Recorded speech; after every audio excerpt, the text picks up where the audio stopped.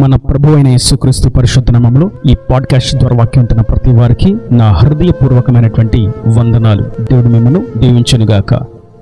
హెబ్రీయులకు రాసినటువంటి పత్రిక 12వ అధ్యాయము 3వ వచనం. మీరు అలసట పడకయు మీ ప్రాణములు విసుకకయు ఉండినట్లు పాపాత్ములు తనకు వ్యతిరేకముగా చేసిన తిరస్కారమంతయు ఓర్చుకునిన ఆయనను తలంచుకునుడి. చదివినటువంటి వాక్య భాగంలో మనము తలంచుకోవాల్సినటువంటి విషయాన్ని గురించి పరిశుద్ధాత్ముడు తెలియజేస్తున్నారు. సాధారణంగా మనుషులు తలంచుకోవడానికి కొన్ని గమ్యస్థానాలు, కొన్ని సిద్ధాంతాలు, కొన్ని భౌతిక పరమైనటువంటి ఆలోచనలు, నిర్ణయాలు, ఇలా పలు రకాలైనటువంటి తలంపులు కలిగి ఉంటారు. అయితే అవి ఎంతసేపటికి భౌతికమైనటువంటి క్రియల కొరకు తలంచుకునేవే తప్ప ఆ తలంపులన్నీ కూడా ఆత్మీయతలో స్థిరపరిచేవి కానే కాదు. ఒకవేళ ఇల్లు కట్టాలని తలంచినా, ఉద్యోగాన్ని సంపాదించాలని తలంచినా, ప్రభుత్వ ఉద్యోగాన్ని పొందుకోవాలని తలంచినా, వివాహం వైభవంగా జరగాలని తలంచినా, ఉన్నత చదువులు అభ్యసించాలని తలంచినా, ఇంకా ఏ ఇతరత్ర ఆలోచనలను తలంపులను కలిగి ఉన్నప్పటికీ అది భౌతిక పరమైనటువంటి తలంపు. అయితే పరిశుద్ధాత్ముడు నేడు మనకు సెలవిస్తున్నటువంటి మాట, మన ప్రభువును మనం తలంచుకోవాలి. ఆయనను ఎందుకు తలంచుకోవాలి అంటే ఆయన మనకు మాదిరిని కనపరిచి వెళ్ళాడు, అందుకే ఆయనను మనం తలంచుకోవాలి. ఇంతకీ ఏ విషయాల్లో మనం ఆయనను తలంచుకోవాలి? వాక్యం తేటగా సెలవిస్తున్నది, మీరు అలసట పడకయు మీ ప్రాణములు విసుకకయు ఉండినట్లు. మనం కొన్ని సందర్భాల్లో అలసిపోతాం. భక్తి చేసి సమాధానం రాలేదని, అడిగినది దేవుని దగ్గర నుండి పొందుకోలేకపోయాము అని అలసిపోవడం, మరియు ఎంత ప్రయాసపడినా ఎంత ప్రార్థించినా దేవుని యొద్ద నుండి సహాయం పొందుకోలేకపోతున్నానని విసిగి ఉండడం అనేటువంటి సాతాను క్రియలు అగ్ని బాణాల వలె విశ్వాసుల జీవితంలో గాయాన్ని చేస్తూ ఉంటాయి. అయితే పరిశుద్ధాత్ముడు అందుకే గుర్తు చేస్తున్నారు, మీరు అలసట పడొద్దు, మీ ప్రాణములు విసుకనియొద్దు. ఎందుకంటే మన ప్రభు వీటన్నిటిని అధిరోహించి ముందుకు వెళ్ళాడు. వాటన్నిటిని కూడా ఆయన అనుభవించాడు. ఆయనలో మనకు అన్ని రకాలైనటువంటి అనుభవాలు కనబడతాయి. ఆయన మనకు అన్ని కోణాలలో మాదిరి. ఆయన దేవాతి దేవుడే అయినప్పటికీ ఈ ధరణిలోకి దీనుడిగా దిగి వచ్చినటువంటి ప్రేమ స్వరూపి. కాబట్టి మనం ఆయనను తలంచుకోవాలి. నేటి వాక్యం వింటున్నటువంటి నా ప్రియ సహోదరులారా, ఏ విషయాల్లో అలసట పడి ఉన్నారు, దేనిని గురించి విసిగిపోయి ఉన్నారు, ప్రాణము సొమ్మసిల్లిపోయింది, దేవుని మీద విశ్వాసం సడలిపోతున్నది, నిరీక్షణను ప్రక్కన పెట్టి నివసిస్తూ ఉన్నారు, ప్రభు గుర్తు చేస్తున్నటువంటి మాట, మీరు అలసట పడొద్దు, ప్రాణమును విసుకనియొద్దు. విసుకకు మనం ప్రార్థించాలి, విసుకకు ఆయనను స్తుతించాలి, విసుకకు ఆయనను ఆరాధించాలి, మరియు అలసిపోక సొలిసిపోక ఆయన మీద స్థిరమైనటువంటి విశ్వాసం కలిగి ఉండాలి. ఇది ప్రభు మనకు నేర్పిస్తున్నటువంటి పాఠము. ఇంకను వాక్యాన్ని మనం కింద చదువుతాం. పాపాత్ములు తనకు వ్యతిరేకముగా చేసిన తిరస్కారం అంతయు. కొందరు మన మీద తిరస్కారాన్ని చూపుతూ ఉంటారు, కొందరు మనలను అవమానిస్తూ ఉంటారు, కొందరు మనలను అపహాస్యం చేస్తూ ఉంటారు. అయితే ఇవన్నీ అపవాది యొక్క తంత్రాలు అని ఇక్కడ వాక్యం మనకు తేటగా సెలవుస్తుంది. ఈ తిరస్కారం అంతా కూడా సాతాను యొద్ద నుండి లభిస్తుంది. అయితే ఆ సందర్భంలో కూడా ప్రభు ఎంత ఓపికగా, ఎంత సౌమ్యంగా, ఎంత సాత్వికంగా, ఎంతో ఓర్పుతో, విధేయతగా తనను తాను తగ్గించుకొని జీవించాడో ఆ సన్నివేశాన్ని, ఆయన జీవన విధానాన్ని, ఆయన జీవన గమనమును మనము తలంచుకోవలసిన వారమై ఉన్నాము. ఒకవేళ ఈ పని జరగకపోతే ఇంకో పని చేద్దామని, ఈ దేవుడు కాకపోతే మరొక దేవుడు అని, వీరి వల్ల పని జరగకపోతే వేరొకరి ద్వారా జరిగించవచ్చు అని రకరకాలైనటువంటి తలంపుల మధ్య అపవాది ఆలోచనలకు అవకాశమేక మన ప్రభు అయినటువంటి యేసుక్రీస్తు సత్యదేవుడు, నిత్యదేవుడు, సర్వాంతర్యామి, సకలమును జరిగించగలిగినటువంటి శక్తిమంతుడని గుర్తించి ఆయనను మనం తలంచుకుందాం. ఆయన ఏ విధంగా ఈ భూమి మీదకి దిగి వచ్చాడు, ఏ విధంగా తన మహిమను విడిచి మన కొరకు రక్తునిగా బలియాగమయ్యాడు అనేటువంటి విషయాన్ని మనం తలంచుకుందాం. మరియు మనం పేతురు రాసినటువంటి మొదటి పత్రిక 2వ అధ్యాయము 21వ వచనం నుండి చూసినట్లయితే, క్రీస్తు కూడా మీ కొరకు బాధపడి మీరు తన అడుగు జాడల యందు నడుచుకున్నట్లు మీకు మాదిరి ఉంచిపోయెను. ఆయన మనవలే అన్ని రకాలుగా, అన్ని కోణాలలో బాధింపబడ్డాడు. ఆయనను ఆయన ఎక్కడా కూడా వెనుకడుగు వేయలేదు, దిగజారిపోలేదు, ఆ అడుగులను తప్పించలేదు, తన మార్గమును విడిచిపెట్టలేదు. ఆయన మనకు మాదిరిగా ఆ మార్గాన్ని విడిచి వెళ్ళాడు. మరియు 23వ వచనం, ఆయన దూషింపబడియు బదులు దూషింపలేదు, ఆయన శ్రమ పెట్టబడియు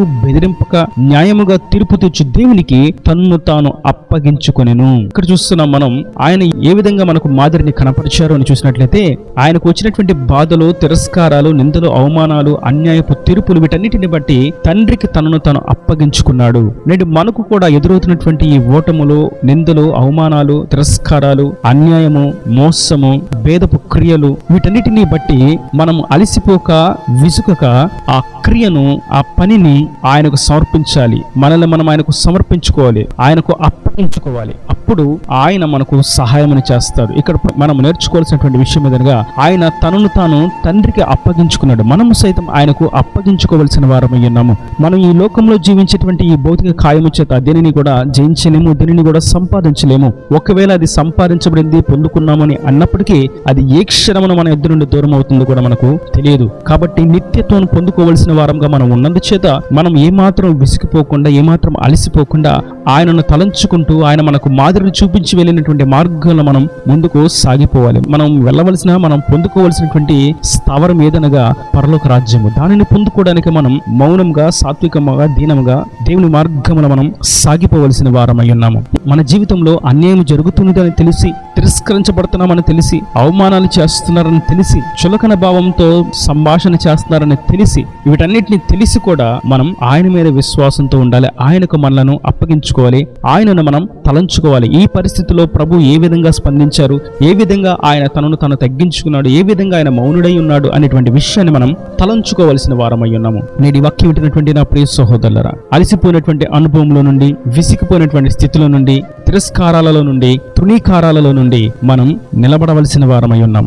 ఆయనను తలంచుచూ మనం ముందుకు సాగవలసిన వారమై ఉన్నాం. ఒకవేళ ఆయనను తలంచకుండా ఉన్నట్లయితే అపవాది అనేకమైనటువంటి తలంపులను మన మదిలోనికి, మన మనస్సులోనికి తీసుకుని వచ్చి తప్పుడు మార్గంలో నడిపించేటువంటి అవకాశం ఉన్నది. మన పితరుల యొక్క జీవితం చూసినట్లయితే అబ్రహాముకు ఎన్నో కష్టాలు, ఎన్నో నష్టాలు, ఎంతో బాధ, ఎన్నో ఒడిదుడుకులు ఎదురైనప్పటికీ తన కుమారుణ్ణి దేవునికి బలిగా ఇవ్వాలి అని తెలియచేయబడినప్పటికీ అబ్రహాము యొక్క విశ్వాసం అంతా ఆయనను గూర్చే, ఆయన మీదనే ఆయనను తలంచుకున్నాడు. ఏమని తలంచుకున్నాడు? నా ప్రభు, నేను ఆరాధిస్తున్నటువంటి తండ్రి నా కుమారుణ్ణి ఒకవేళ బలిగా అర్పించి బూడిదగా మారినప్పటికీ ఆ బూడిదల నుండి కూడా నా కుమారుణ్ణి నా దేవుడు బ్రతికించగలడు అని తలంచుకున్నాడు. ఇన్ని వ్యతిరేకతల మధ్య, ఎన్నో ఒడిదుడుకుల మధ్య, కన్నీటి వలయాల మధ్య అబ్రహాము సాగిపోతూ అంటాడు, దేవుడు దేనికి శిల్పియు నిర్మాణకుడై ఉన్నాడో ఆ పునాదులు కలిగినటువంటి పట్టణం కొరకు నేను సాగిపోతున్నాను అని అంటాడు. తనకు నిలువరమైనటువంటి స్థానం లేదు, ఒక గృహం లేదు, జీవితం అంతా గుడారంలోనే తన యొక్క జీవన శైలిని కొనసాగించాడు. తన మనుగడ అంతా గుడారాల్లోనే కొనసాగింది. అయితే అబ్రహాం యొక్క తలంపులు దేవుని మీద ఉన్నవి, దేవుని యందు ఉన్నవి. దేవుడు సమస్తమును చేయగలిగినటువంటి శక్తిమంతుడు అని ఆయన యందు విశ్వాసం ఉంచాడు. ఆయనను తలంచుకున్నాడు కాబట్టే ఎంతమంది శత్రువులు ఎదురైనా, కుటుంబ పరిస్థితులు కలహాలు రేపినా, ఎన్ని కలతలు కన్నీటికి గురి చేసినా, ప్రేమించిన వారే దూరమైపోయినా, అవమానాలు ఎదురైనా, నష్టాలే కలిగిన అన్ని కోణాలలో కూడా ప్రభువును తలంచుకుంటూ ముందుకు సాగిపోయాడు. కనుక నా ప్రియ సహోదరులారా, మనం ప్రభువును తలంచుకుందాం. ఆయన మహిమోన్నతుడే అయినప్పటికీ మానవ దేహాన్ని ధరించుకున్నాడు. ఆయన ఐశ్వర్యవంతుడే అయినప్పటికీ ఈ భూమి మీద బీదరికంను అనుభవించాడు. సకల జీవుల పోషకుడే అయినప్పటికీ అరణ్యంలో ఆకలిగొన్నాడు. మరణించిన వారిని సైతం లేవనెత్తిన శక్తిమంతుడే సిలువలో ఒంటరిగా, రిక్తునిగా ప్రాణాన్ని విడిచిపెట్టాడు. తాను ఎంతో ప్రేమించినటువంటి జనాంగమే ఆయనను తిరస్కరించి అవమానానికి గురి చేసి ధనం కొరకు అమ్మివేసినా వాటన్నిటిని ఓర్పుతో, సహనంతో భరించాడు.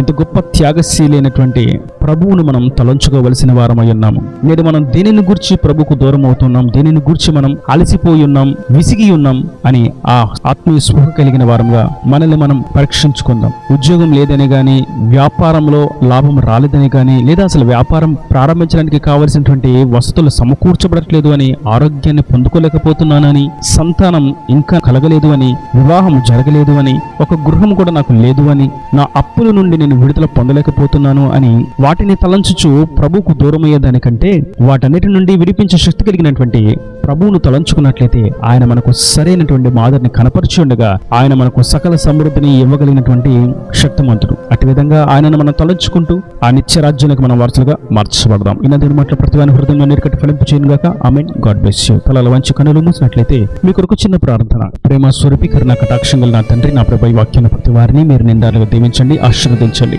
అలసిపోయినటువంటి పరిస్థితుల్లో, విసిగి ఉన్నటువంటి పరిస్థితుల్లో నిన్ను తలంచుకోవాలని మీరు సెలవిచ్చారు. మీరు మాకు మాదిరిగా జీవించి వెళ్ళారని కూడా మీరు సెలవిచ్చారు. నా తండ్రి వాక్యాన్ని ప్రతి వారికి నిన్ను మాదిరిగా ఉంచుకొని నిన్ను తలంచుకుంటూ ముందుకు సాగుటకు, జయించుటకు, ఆశీర్వాదాన్ని పొందుకుంటూ కృప దయచేసి చేసి నీ రాకడ రాజ్యాన్ని సిద్ధపరచమని యేసు పరిశుద్ధ నామమున ప్రార్థించి వేడుకుంటున్నాను తండ్రి. ఆమేన్, ఆమేన్.